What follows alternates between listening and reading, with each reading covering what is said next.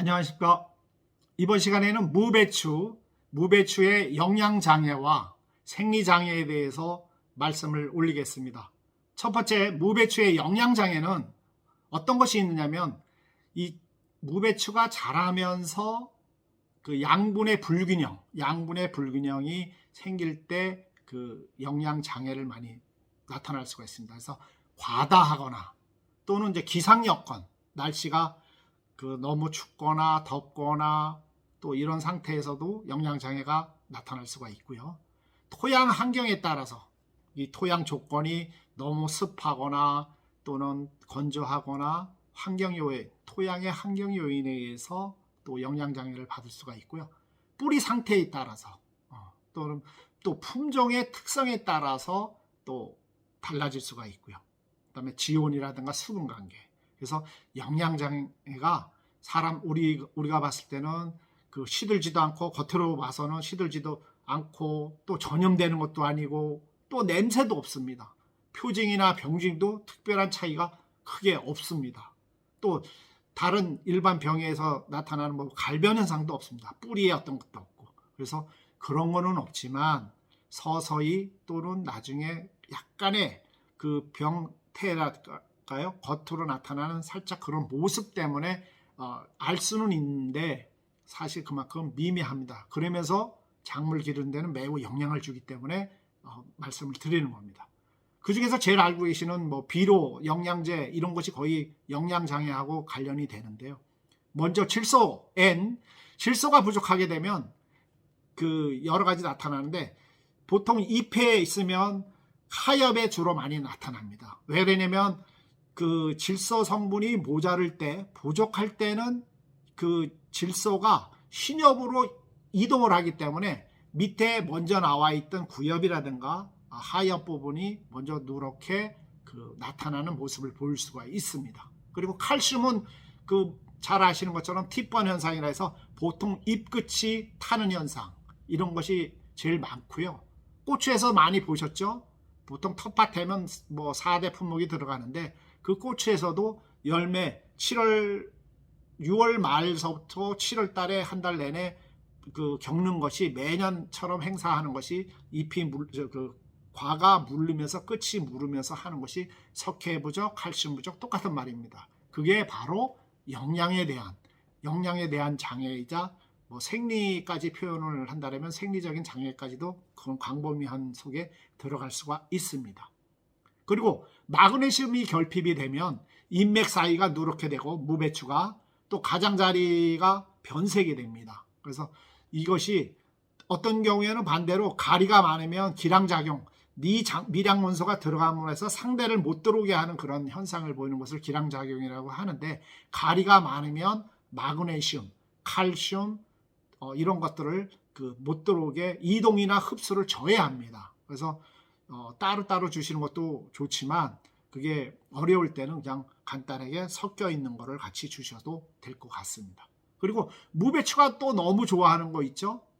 붕소입니다.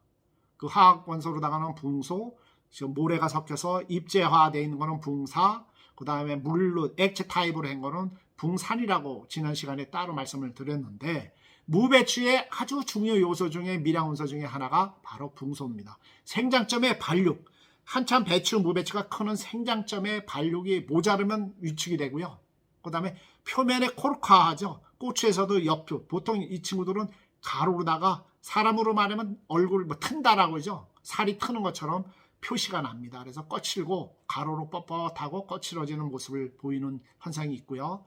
그 다음에 제가 또 무배추에 너무 좋아한다는 황 성분이 들어가면 모자랄 때는 밑면이 약간의 갈색기를 띱니다. 이것이 충분해주면 모든 원예 작물, 밭에 있는 작물들은 가수도 마찬가지지만 맛이라든가 고소함을 위해서라도 살포를 해주시는 것이 좋습니다.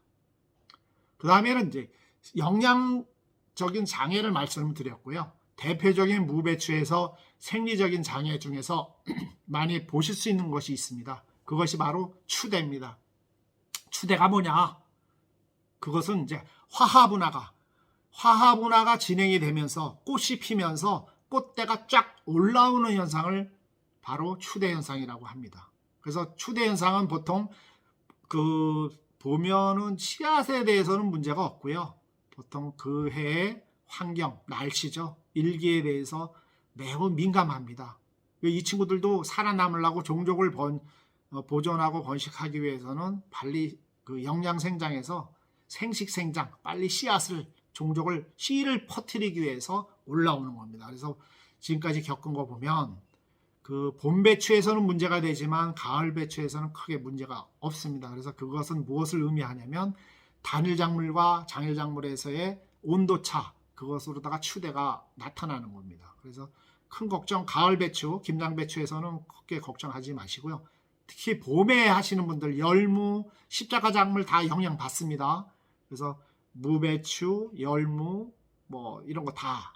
그다음에 그 옥수수도 올해 너무 또 이런 현상, 그 냉해 현상 때문에 저온에 의한 생리적인 장애 때문에 고생들 많이 하신 거로 지금 저희가 파악이 됐는데 다 똑같은 이유입니다. 크게 원인을 보면. 그래서 그 냉해를 받으면 보통 4, 5일 하루 정도는 괜찮은데 4, 5일 연속해서 이게 냉해 현상을 받으면 추대가 올라오는 것을 제가 30년 동안 많이 봐왔습니다. 그래서 다시 한번 기억해 주시고요.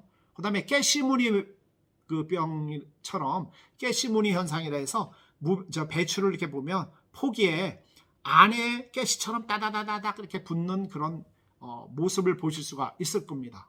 그래서 그런 가시무늬 현상은 그 질소가 너무 많으면 그게 과다해서 안쪽에 점이 배기고요. 잘라보면 그 배추를 갈라보면 안에 점이 가시처럼 무늬가 있습니다. 그거는 질소가 내가 거름을 요소 유황 같은 걸 너무 많이 줬구나 이렇게 판단하시면 맞고요. 그 다음에 반대로 배추가 있으면 그 중룩에 중간에 그 갈비처럼 느끼하니까 갈비를 거기에 가시처럼 많이 묻어 있으면 그 소위 질소가 모자르구나 이렇게 보시면 됩니다. 그 모자르는 현상이 가시무늬로 나는 거는 바로 모자르기 때문에 새로 나온 잎에 생장점 쪽으로다가 질소질이 이동을 하니까 이 남아있는 구엽에 점이 배기는 겁니다. 그래서 아까 질소가 모자르면 하엽이라든가 그 밑에가 누렇게 되고 그 성분이 안쪽으로 가기 때문에 그런 현상이 벌어지는 겁니다. 그래서 이번 시간을 통해서 확실하게 또 배우실 수가 있으시겠죠. 질소가 많으면 거름이 많으면 안에 점이 배기고 질소가 모자르면 배추 바깥에 점이 박인다. 이걸 갖다가 가시무늬 현상이다. 이렇게 기억해 주시면 고맙고요. 그 다음에 방울배추입니다. 방울배추라는 건 뭐냐면 생장점, 배추잎 사이에서 겨드랑이 그 곁눈이 자라서 여러 개의 새끼 배추, 나쁘게 표현하면 막 미친 것처럼 막 올라옵니다. 그 생장점을 건드리면 이 방울배추가 소위 방울 모양으로 동글동글해서 뭉쳐서 막 여러 잎으로 나오는 것을 바로 방울배추, 그 애가가 일어나는 애가 현상이다. 이렇게 보시면 됩니다. 근데 생장점 피해를 보면 그 애가와 끝눈이 있다가 이 끝눈에 이 녀석들이 막 튀어 올라오는 겁니다. 그래서 어렸을 때 생장점을 가해하거나 뭐 잘 아시는 것처럼 지금 배추에 많은 배추 뭐 순나방, 배추 좀나방, 뭐 배추 벼룩이벌레 이런 것들이 겉잎은 크게 문제가 되지 않습니다. 생장점만 안 건드리면 잘 올라오는데 생장점을 가해를 해버리게 되면 얘가 바로 그 분화 현상에 의해서 꽃눈 분화 현상에서 방울배추도 나올 수가 있고요. 심지어는 제 경험에서는 그 산간지에서 우박이 생장점을 이렇게 있으면 가운데를 때려서 우박이라든가 또 소나기가 너무 센 나머지 생장점을 강하게 두들겨 팬다라고 표현할까요? 생장점을 너무 많이 건드려 놓으면 그런 방울배추 현상이 많이 나옵니다. 그래서 그런 현상이 또 나오면 이거 또 씨앗에 문제 있는 거 아니야? 그거 아니고요. 그런 거를 너무 많이 봐왔기 때문에 이게 환경에 무슨 요인이 있었구나. 그래서 한번 가까운 데 상담 받으시면 바로 이해를 하실 수가 있습니다. 그래서 이러한 것을 한번 보시고요. 그 어렸을 때 그래서 병충해를 잡는 것 중에 하나 이유도 거기도 있고 또 갉아먹기 때문에 모양새도 상품 가치도 떨어지기 때문에 하는 겁니다. 그래서 이럴 때는 이제 보면 또 한 가지는 생리장애 중에서 미숙태비 같은 거, 미숙태비를 위해서 가스장애가 난다거나 이런 현상도 있는데 그거는 뭐 큰 문제가 될 것 같지 않습니다. 그래서 최종 영양장애와 생리장애가 걸렸을 때 95% 해결하는 것은 급한 것은 비료를 주는 시기를 놓쳤을 경우에는 사정복합비료, 사정복비라고 하죠. 사정복합비료를 영양제를 주기적으로 좀 쳐주시면 좋습니다. 그것이 웬만한 영양장애와 생리장애를 제가 보기에는 95% 이상 특이하지 않은 이상 거의 해결을 하는데, 주는 것은 마음이 급하다고 그 3일 내에 주시지 마시고요. 매일 주시는 분도 있는데 그러지 마시고요. 가요불급입니다. 모든 것은